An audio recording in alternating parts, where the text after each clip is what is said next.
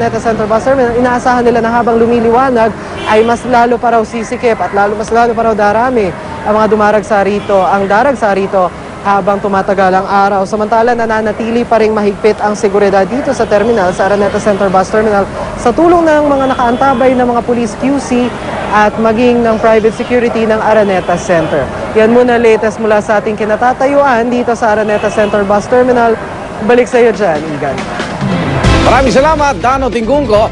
At silipin naman natin dahil yung trapiko sa North Luzon Expressway na nagpapatupad na po ng toll hike mula pa nitong Sabado.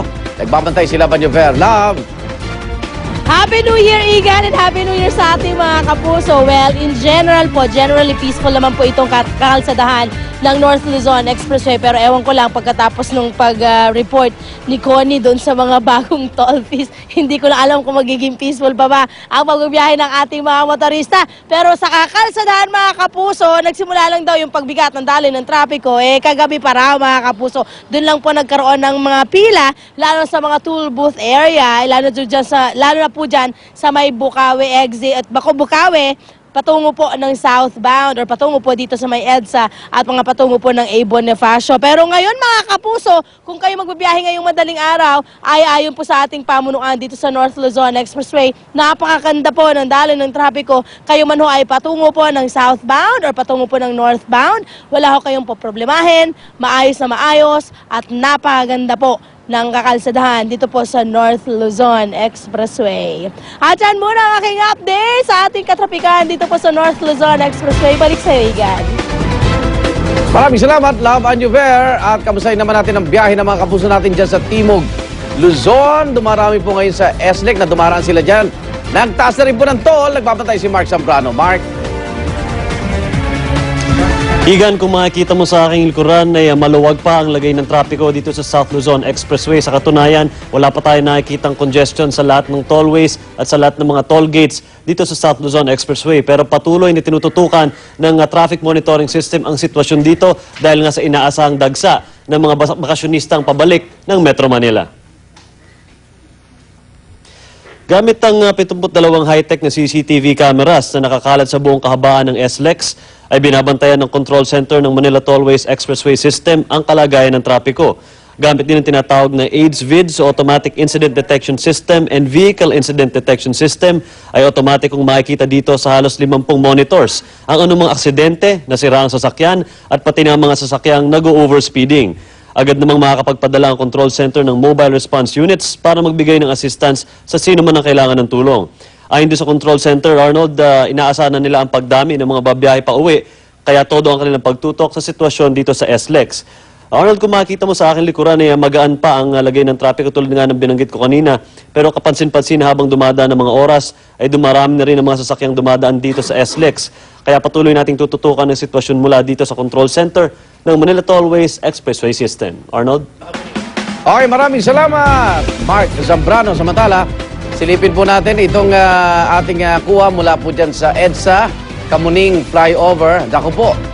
Ito marami na ho nagtataka dahil kahit Sabado at Linggo, ganyan na po sitwasyon. Parate, dati hindi eh.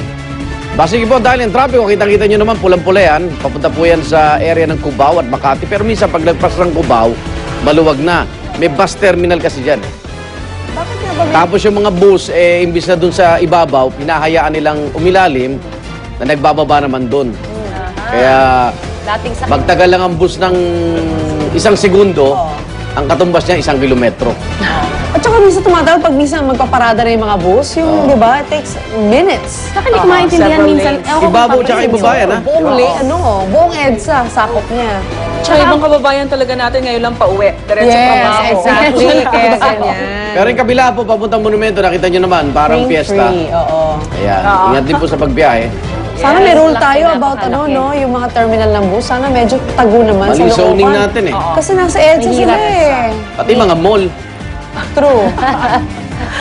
Samantala mga kapuso, tuloy-tuloy din po ang pagdating ng mga biyahero sa Batangas Port mula sa iba't ibang probinsya. Kabilang dyan ang mga bakasyonistang sakay ng mga barko mula Romblon, Oriental at Occidental Mindoro, Iloilo at iba pang bahagi ng Batangas. Mula sa Batangas Port, marami pa ang may biyahe pa Maynila o pauwi sa iba pang probinsya sa Luzon. Yung ibang pasahero po na nakapanayam ng GMA News, Pasko pa raw nang magsiuwi sa probinsya at dinire-diretso na ang bakasyon hanggang bagong taon. Mahigpit naman ang seguridad na pinatutupad ng pamunuan ng Batangas Port kasabay ng pagdagsa ng mga biyahero roon. Punong-puno. Samantala, bumaba na po ang bilang ng mga biktima ng paputok sa naging pagsalubong natin sa bagong taon. Ayon sa Department of Health, umaabot na sa 774 ang bilang ng fireworks-related injuries. Bumaba ito ng 20% kumpara noong 2010. Pinakamarami pa rin ang mga biktima mula sa Metro Manila at ang numero 1 paputok na nakapaminsala ay ang Piccolo. Kabilang na rin ang record ng DOH ang 35 biktima ng ligaw na bala. Pero inaasahang darami pa ang bilang ng mga naputukan dahil sa late na pag-report ng ilang pang mga ospital at ang mga hahabol ngayong araw para magpatingin sa mga doktor. Tiyak naman ng DOH na patuloy ang monitoring ng kampanyang kontrapaputok hanggang Enero 5. Dadagdagan pa bilang niya kasi wala pa yung mga natetano eh. Nako. Di ba? Yung mga hindi nagpuntahan nung uno, kala nila walang epekto. Batinding ulan at pagbabaha naman ang tinitiis ng ilan natin mga kapuso dyan po sa silangang bahagi ng Pilipinas tulad ng Southern Leyte. Sila ilalim na sa state of calamity ang bayan ng St. Bernard. Matapos tamaan ng baha at landslides. 2 bata na po ang patay ay sa inisyal na report na sangguni ang bayan ng St. Bernard. Mahigit 20 pamilya naman ang inilikas at walang supply po ng kuryente ngayon sa buong bayan ng St. Bernard. At matatandaan noong February 17, 2006, sinalanta ng landslide ang barangay Ginsaugon sa St. Bernard kung saan nasawi pa mahigit 100 tao habang mahigit 700 iba pa ang patuloy pong nawala at natabunan na ng lupa. Samantala, 3 na ang iniulat na nasawi mula sa matinding buhos ng ulan sa Albay. Kinilala ang mga biktima ng Provincial Risk Reduction and Management Council na sina Lolita Dadap at anak niyang si Antonio at si Mary Chris Abrigo na kapwa inanod ng rumaragas ang tubig sa ilog. Mahigit 12 at 700 pamilya naman ang apektado at ang ilan po sa kanila nananatili pa rin sa evacuation centers. Ayon kay Albay Governor Joey Salceda, hindi pa rin tatanggalin ang state of calamity sa probinsya para matiyak ang kaayusan ng posibleng paglilikas pa sa mga maapektuhan ng baha at landslide. Samantala, gaya po ng tradisyon ng mga nagdaang Pangulo ng Pilipinas, sa The Mansion City of Pines, Baguio naman sinalubong ni Pangulong Noynoy Aquino ang bagong taon. Sumunod sa kanya roon ang kanyang mga kapatid, maliban na lang kay Chris Aquino na ipinasyal ang 2 anak sa Singapore.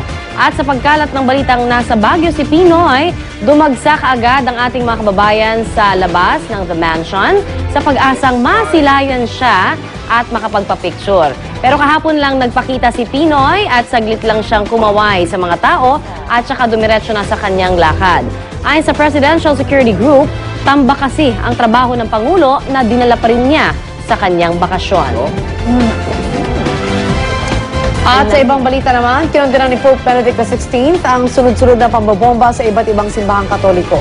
Pinakahuli ay ang car bombing sa harap ng isang simbahan sa Egypt sa mismong New Year's Day na ikinasawi ng mahigit 20 Katoliko. Tinawag ng Santo Papa na banta sa pandaibigang kapayapaan ng kawalan ng religious freedom. Una na rin umalma si Pope Benedict XVI sa nangyaring pag-atake sa isang simbahan sa Holosulu at sa bansang Nigeria sa araw mismo ng Pasko. At kung dito sa Pilipinas, pag-iingay pagpaputok ang pasalubong natin sa bagong taon, ang ibang taga-Europe naman, iba ang trip. Unahin natin ang taga-Northern Berlin sa Germany kung saan buong tapang na nilusong ng 30 miyembro ng isang swimming club ang nagyayelong lawa. Sige. Bukod sa, ayan hi Pops, bukod sa matinding lamig ng tubig sa lawa, nakangangatog na 0 degrees Celsius pa ang lamig ng hangin sa lugar. Wow. Wow, kakapal na siguro ng mga balat nila. No? Kasi every year nila ginagawa yan. Sinamahan pa ng asawa nila. Lalaki. Buti walang nasustroke. Mamumula ka talaga Tsaka dyan, no? matatanda talaga sila, no? Sa lamig. Wala man lamang bata. May health benefits naman ata yung ganyan. Well, isa lang mga course. Ngayon ho, lahat sila isa-isang iniahon dahil sobrang tigas na ho. Nanigas na doon. At winter swim din po ang gimmick ng ilang Dutch naman sa the Netherlands. At mas marami sila dahil 10,000 ang sumali sa gimmick ng mga matatapang. At para makapag-warm up, bago sila lumangoy, humataw muna sila ng sayawan. Sa kanila nilusob ang napakalamig na tubig sa beach. Uso Taong 1965 nagsimula ang traditional na winter swim sa the Netherlands tuwing unang araw ng bagong taon. Bikini kung bikini. Pero parang ang saya-saya naman talaga. Saya nila talaga. Malaki lang problema.